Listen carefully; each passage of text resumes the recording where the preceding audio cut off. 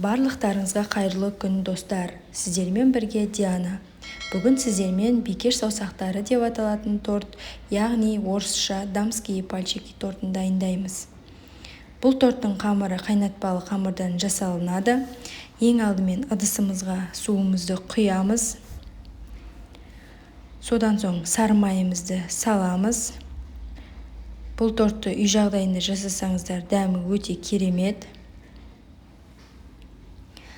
Және үстінен шым-шым тұзымызды салатын боламыз. Суымыз қайнағанша оттың астында ұстаймыз. Суымыз қайнағаннан кейін електен өткізілген ұнымызды салатын боламыз. Барлық ұнды бірден салуға болмайды. Аз-аздан салып, жақсылап араластырып отыратын боламыз.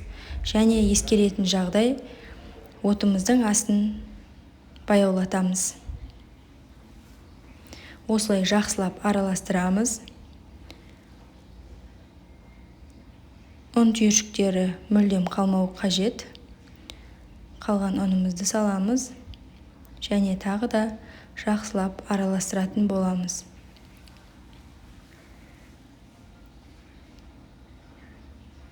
Міне осылай қамырымыз өте әдемі, жұмсақ, біркелкі қалыпқа келгенше араластыратын боламыз.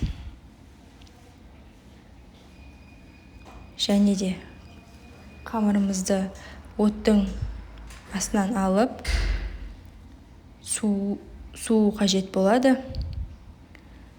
Тезірек суу үшін мен басқа ыдысқа саламын қамырымды.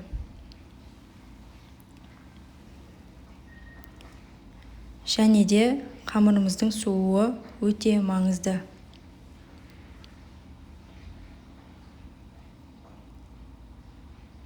Қамырымыздың суығанын күтеміз. Суығаннан соң жұмыртқамызды саламыз. Барлық жұмыртқаларды бірден салмаймыз, бір-бірден салып, миксердің көмегімен жақсылап араластыратын боламыз.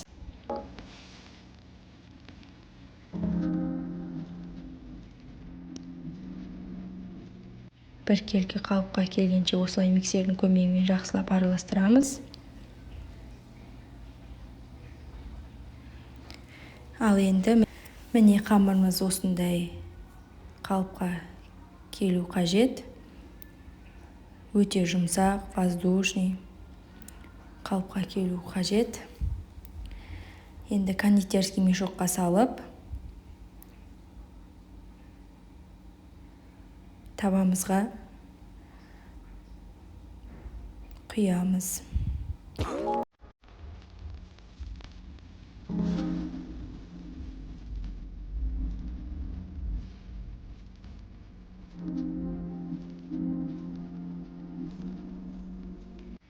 Осындай көлемде кондитерский мешоктың басын қырқып аламыз. Және табаға осылай палочки етіп құямыз. Бұл жерде ескеретін жағдай, арасын тым жақын қылмаймыз.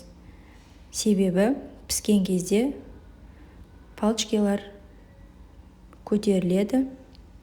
Сол себепті бір-біріне тимеуі қажет. Біз құйып болдық. Енді пешке 200 градуста 30 минутқа саламыз. Қамырымыз піскенше кремімізді дайындайтын боламыз. Ең алдымен ыдысымызға қаймағымызды саламыз. Кез келген қаймақ түрін сала береміз.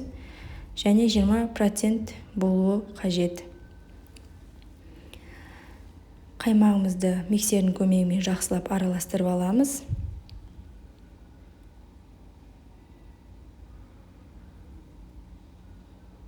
Сахарный пудра салсаңыздар да болады, қант салсаңыздар да болады. Мен өзім қант саламын.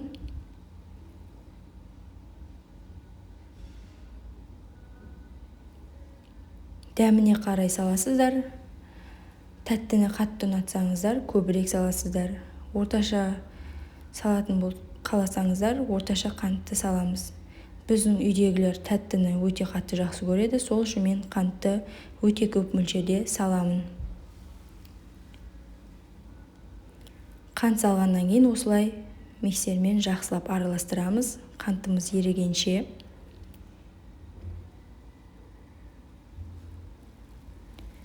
Осы жерде құпиямен бөлісейін мен.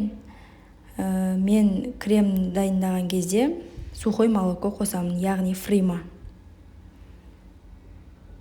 Сіздер де фрима салып жасап көрсеңіздер, өте қатты ұнайды деп ойлаймын сіздерге де. Осылай фриманы саламын, миксермен жақсылап араластырамын. Фрима салған себебім біріншіден кремімізді қоюлатады, екіншіден кремімізге аппақ түс береді. Және дәмі де өте керемет болады. Сол үшін сіздерге кеңес беремін, осылай жасап көруге и дәмін көруге. Креміміз дайын. Осылай әдемі, жылтыр, қою болу қажет. Қамырымыз піскенше кремімізді холодильникте сақтағанымыз дұрыс. Қамырымыз пісіп шықты. Осылай сарғыш түске енгенше пісіреміз. Осылай әдемі, воздушный болып піседі. Жұмсақ болып. Енді тортымызды жинаймыз. Ол үшін бізге шоколад, крем және әдемі ыдысымыз және пісірген палочкалар қажет болады. Маған осылай ұзынша тарелкада жинаған ұнайды. Сіздерге қалай ұнаса, солай жинай берсеңіздер болады. Осылай палочкаларды тарелкаге саламыз. Кремге батырып.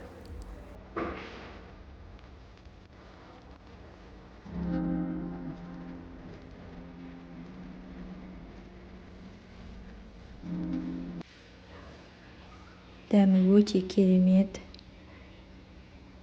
болып шығады. Дастарханның сәнін келтіретін торт деп айтсам қателеспеймін. Осылай палочкаларды жинаймыз. Маған осылай үстіне қойған ұнайды. Және әдемі көрінеді. Сіздер өз қалауларыңызша жинасаңыздар болады.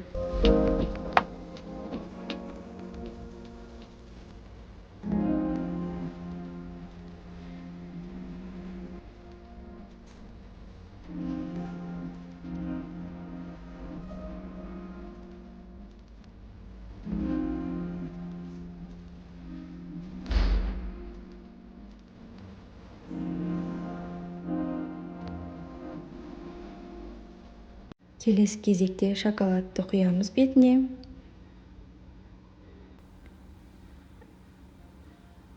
Қаласаңыздар клубника, малина қоссаңыздар, еще жаңғақ сепсеңіздер, өз қалауларыңызша сәндейсіздер.